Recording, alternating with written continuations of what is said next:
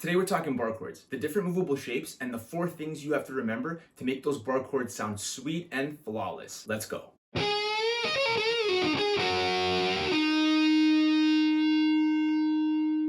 All right, guitar players, we're going to be taking a look at how to play the different bar chord shapes. 3 that are built on the root note of the 6th string, and 3 that are built on the root note of the 5th string.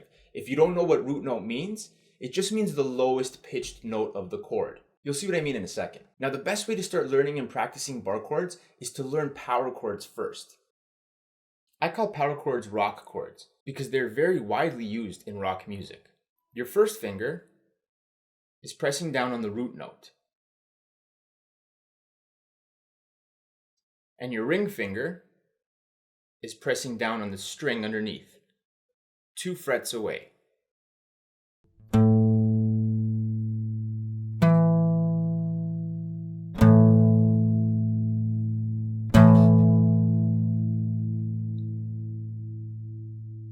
This shape is movable, like this.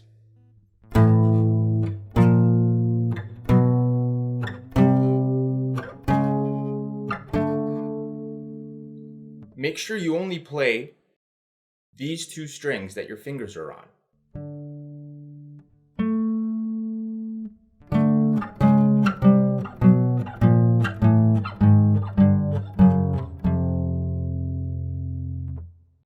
To make the power chord more full, you add your pinky underneath your ring finger on the string underneath it of the same fret.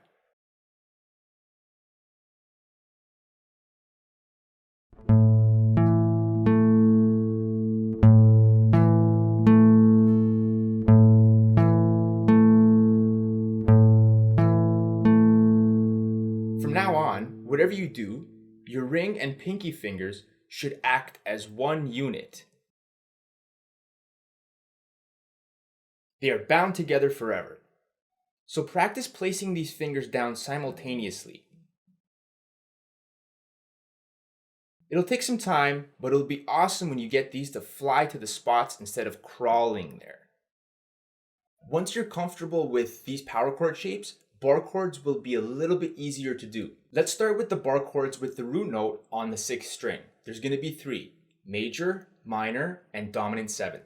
We'll start with the major shape. This is how it looks. How to identify the name of this chord, or any bar chord for that matter, is to figure out its root note, the lowest pitch of the chord. In this case, 5th fret on the 6th string is an A. So this is called an A major chord. This gives you a great excuse to learn your notes on the fretboard. The 4 things to remember when building bar chords. Straight index finger. Squeeze and press, okay? You notice that I'm not using the tip of my finger or else my finger will start to curve. So I use just the fleshy part of my finger to press down on the root note. That way I can straighten my finger and really start to squeeze, and my thumb is pointed up. So it's like I'm doing this.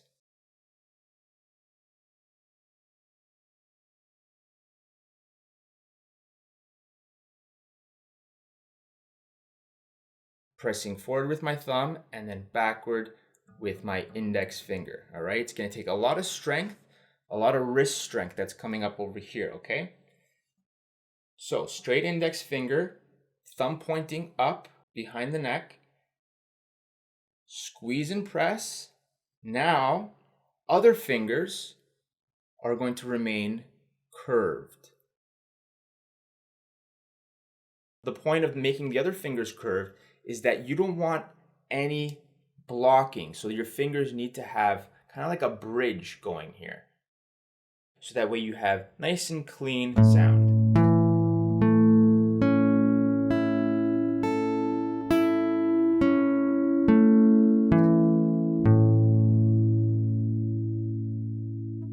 So make sure these other fingers are curved. And now you can see that this is our power chord from before. Now we just add the middle finger right down on the 3rd string, and then this one's barring down the rest. A good way to help you build strength is to grab a capo and place it on the 3rd or 4th fret. This will help to lower the strings closer to the fingerboard so your fingers don't have to work as hard to press down the strings. This way you can focus on technique and not have to worry about wrist or finger fatigue.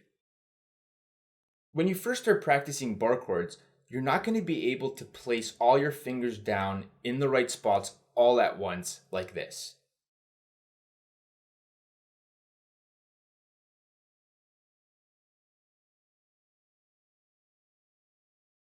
More than likely, you're going to be building the chord one finger at a time. And that's fine. That's how you learn and build muscle memory. That's why what I'm going to say next is really important. Always start building your chord from the thick string to the thin string. What I mean by that is place your fingers down in this order.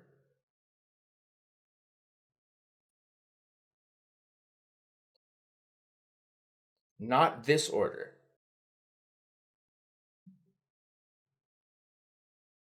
That's because your index finger acts as a stabilizer and helps your other fingers fall in line on the strings more easily.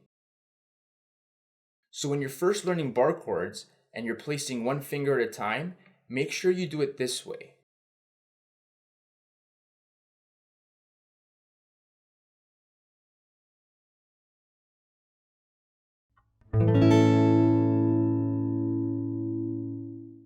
Let's move to the minor shape. All you have to do is take off your middle finger and boom, you just turn that A major into an A minor.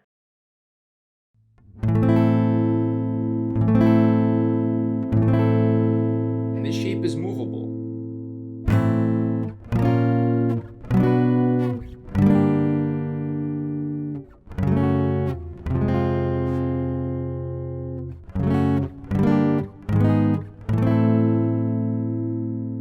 Really straighten your index finger and squeeze your thumb because now you have to press down more strings with that index finger. So straighten and squeeze. Make sure you don't bend the strings down when you're squeezing like that. Alright, it's going to sound all out of pitch. Okay, the last chord shape beginning on this string is the dominant 7th. For this, we start by going back to our major shape. And all we do now is take off the pinky finger. And voila, we have an A7 chord.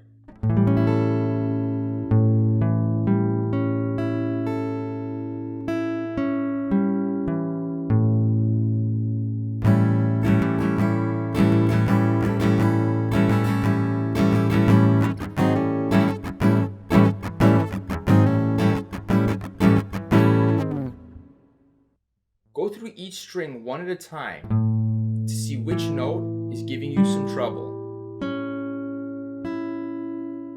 Whether it's a muted note or a buzz, try to fix it up. Sometimes your finger will be drooping over that string, muting that string. Try to curve your finger a little bit more and curve your wrist. Sometimes you'll get a buzzing sound. It means that you're not pressing hard enough, so really squeeze a little bit more.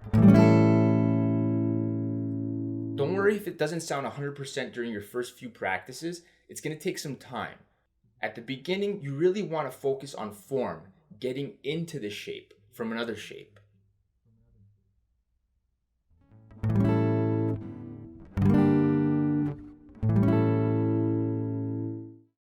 Okay, now let's tackle bar chords that have the root note on the 5th string. Let's start with the minor shape with the root on the 5th string here. What's cool about this shape is that it looks exactly the same as the major shape we learned on the 6th string.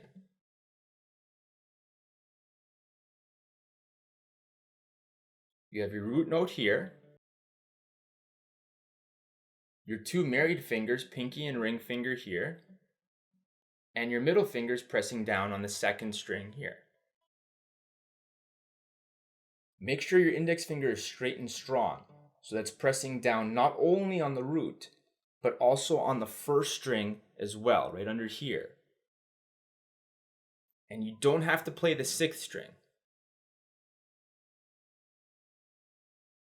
Sometimes I'd nudge my index finger up a bit as a failsafe in case I mistakenly strum the sixth string. Then I won't hear it because I'm muting it with the tip of my finger here.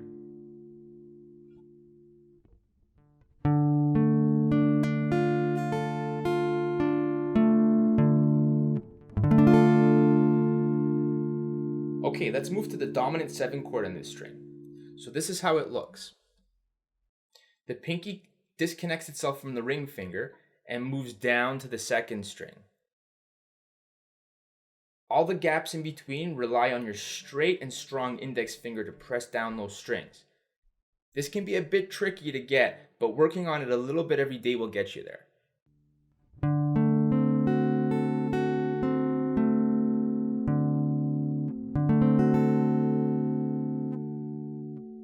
So I saved the best for last. This is considered the trickiest of them all, the major bar chord shape with the root on the 5th string. This is how it looks.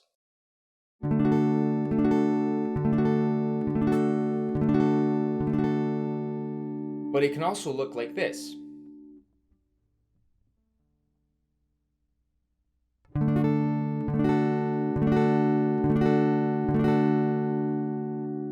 Yep, there are 2 ways you can play this bad boy. Let's take a look at this version. So here's my root note. Now I'm going to marry these 3 fingers together. Okay, you see that? Kind of looks like an A chord if you were to play it with these 3 fingers. We're going to move it all the way up to the 7th fret here, okay? A big stretch, all right? You see that big stretch right there. And still keep my index finger straight and strong as it presses down on the 1st string as well. So don't forget, this index finger, I mean, it's a little curved over here because I'm trying to get underneath, but as long as you get this note here, that root note, and that 1st string right there, okay, press down with this finger, you're golden. Now this is really tough, and what I suggest is trying to aim for these fingers to sound good first. So don't worry about hearing the 1st string right now. Just try to aim for these 4. 1, 2, 3, 4. If you can do it, awesome. But if you can't right now, don't worry, just focus on these. Make sure that these sound nice and clear.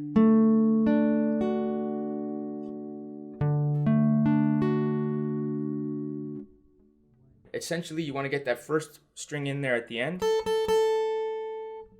Make it sound like that. But if it sounds like this, still fine.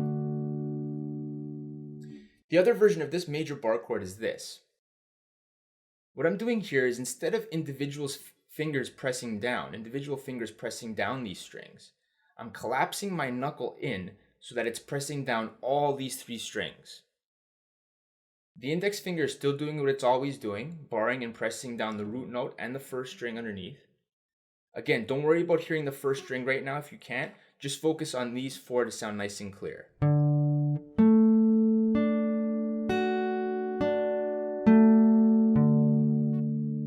It's going to take a lot of time and effort. I can start feeling it in my wrist right now. It's kind of tight, but if you have any pain or anything like that, just stop and take a break for a bit of time.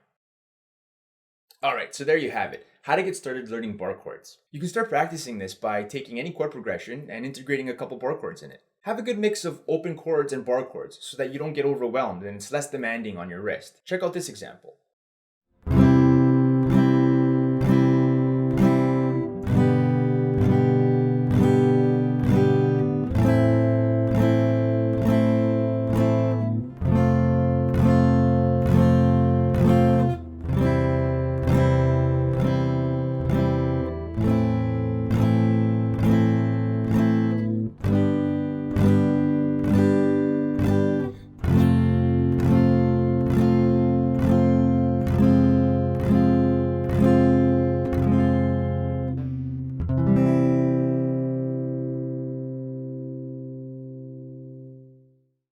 Thanks for watching, everyone. If you enjoyed the video, click subscribe and hit that thumbs up for more guitar and education related content. Talk to you soon.